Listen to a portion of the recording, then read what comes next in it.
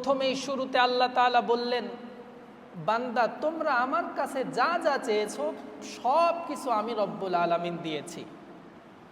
মুফাসসিরিনে কেরাম বলছেন, আল্লাহ তাআলার কাছে আমরা যা চেয়েছি সেটা তো দিয়েছেনই, এমনকি অনেক না চাওয়া বিষয়ও আল্লাহ তাআলা দয়া করে আমাদেরকে দান করেছেন।